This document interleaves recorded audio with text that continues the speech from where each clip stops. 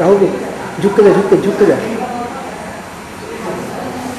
झुक के जा पर। लोगों को फायदा क्या, पहले हमें ही फायदा होगा, उसके बाद लोगों को फायदा होगा, क्योंकि हम भी अपडेटेड रहते हैं, है ना। नई नई टेक्निक्स आती हैं, जिससे जरूरी नहीं है कि हर जगह हम जाके सीखें। कुछ इससे सीखते हैं, कुछ पढ़ के सीखते हैं, कुछ एक्सपीरियंस सीखते हैं। ये उसमें का एक प्रयास है ना। ये तो फायदेमंद तो है हमारे लिए, तो हमारा हमको फायदा है, मतलब हम तो पेशेंट को फायदा है जो सुविधा। क्या हाँ, लेप्रोस्कोपी नेचुरली जो नॉर्मल ऑपरेशन के ऊपर बेहतर तो है, पेशेंट को तकलीफ कम होती है ना, और समय भी कम लगता है, और खर्चे के हिसाब से देखा जाए तो कोई बहुत फर्क नहीं है, ये अच्छा ही है। तो तकलीफ कम है, और ज़्यादा कोई झंझट के और ज़्यादा परेशानी के बिना ये काम हो जाता है अच्छे से। बहुत अच्छे। Okay, doctor Anjali Gupta.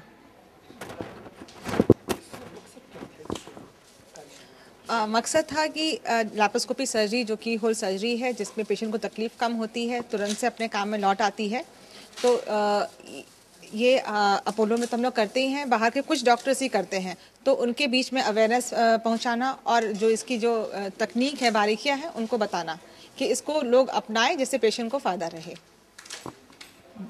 किस तरह की नई तकनीक इसमें शामिल हो रही है? नई नई चीज़ तो रोज़ आ रही हैं। इसके जो इंस्ट्रूमेंट्स यूज़ होते हैं, पहले सिर्फ बिजली से काम होता था, अब है कि अल्ट्रासोनिक वेव्स से वो कट करते हैं हम लोग। जो भी यूट्रस की चीज़ें हैं, जो भी है अंदर के स्ट्रक्चर्स को अल्ट्रासोनिक वेव से कट करते हैं। तो उससे कि बहुत फास्ट काम होता है, और तकलीफ कम होती है पेशेंट को, और कॉम्प्लिकेशंस भी कम होते हैं।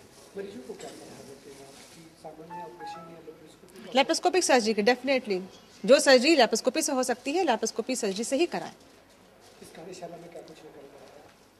कार्यशाला में ये निकल के आया कि इससे कॉम्प्लिकेटेड सर्जरी नहीं है, सिंपल सर्जरी है। पहले सिंपल ऑपरेशन करे और एक अपना ग्रुप बना ले कि एक अकेला कोई भी ऐसा सर्जरी जो है एक टीम वर्क होता है।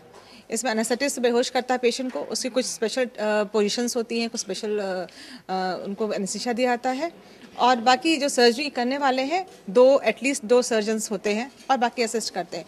तो दोनों सर्जन अगर एक साथ अगर वर्कशॉप अटेंड करते हैं और एक साथ करते हैं परफॉर्म, तो उनके लिए सीखना अच्छा रहता है और आगे परफॉर्म करना भी अच्छा रहता है। एक फायदा और है इसमें कि इसमें जो है कि ब्लड लॉस बहुत कम होता है, तो पेशेंट को एनीमिया होने का चांस नहीं रहता है। मतलब ब्लड देने की ज़रूरत नहीं पड़ती। मोस्ट ऑफ द केसेस में ब्लड लॉस बहुत ही कम होता है, मिनिमल ब्लड लॉस।